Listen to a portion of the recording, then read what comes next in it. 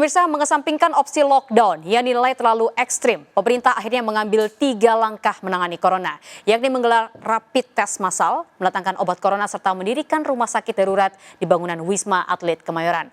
Namun langkah ini membutuhkan aksi massal rakyat, yakni untuk tinggal di rumah untuk memutus mata rantai penyebaran corona.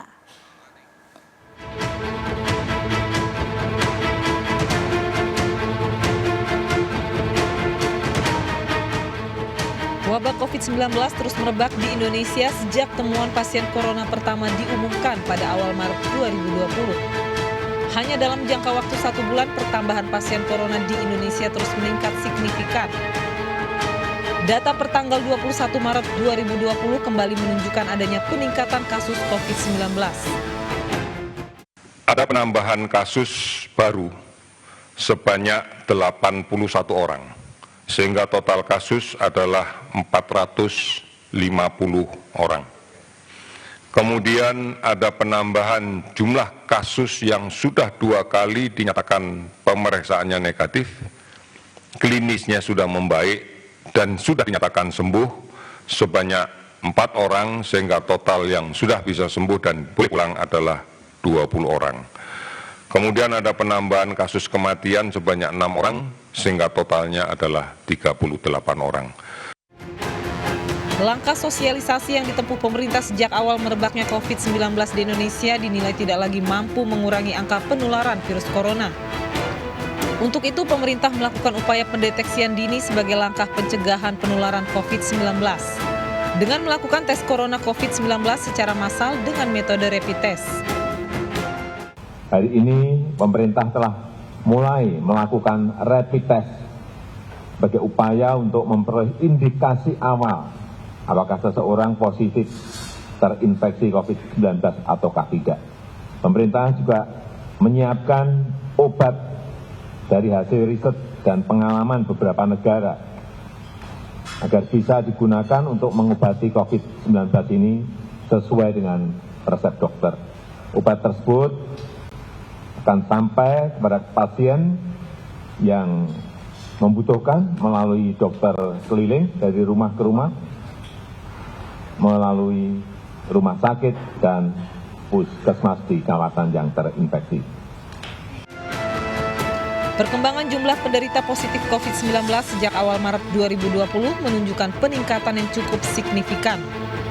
Dari data ini terlihat peningkatan tertinggi terjadi pada 19 Maret 2020, yakni 82 kasus positif COVID-19. Diikuti pada 21 Maret 2020 dengan 81 kasus baru.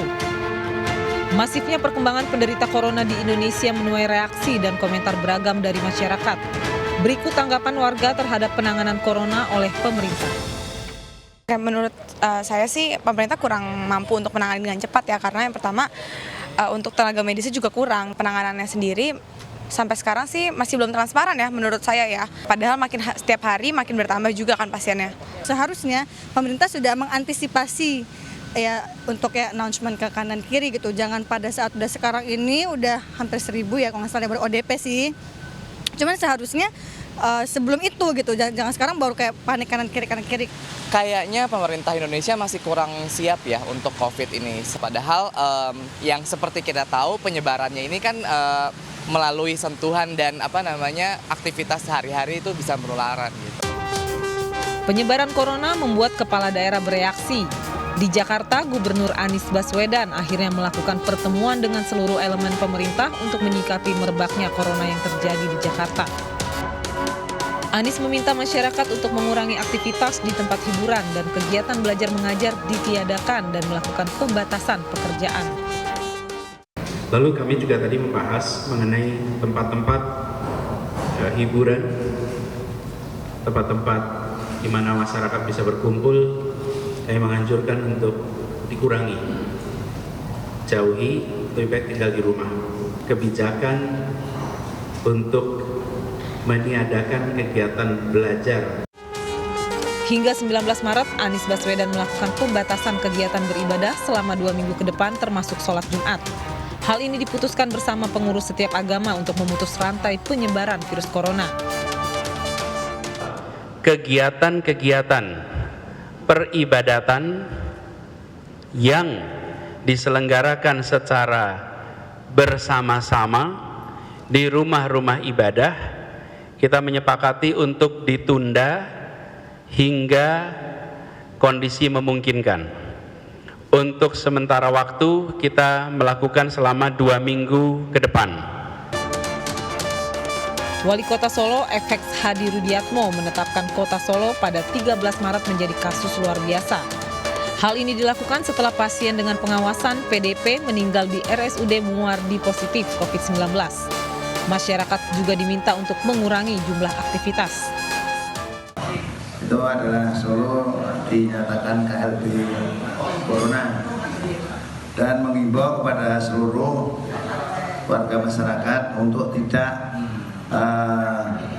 mengumpulkan orang banyak di satu titik, itu harus dihindari.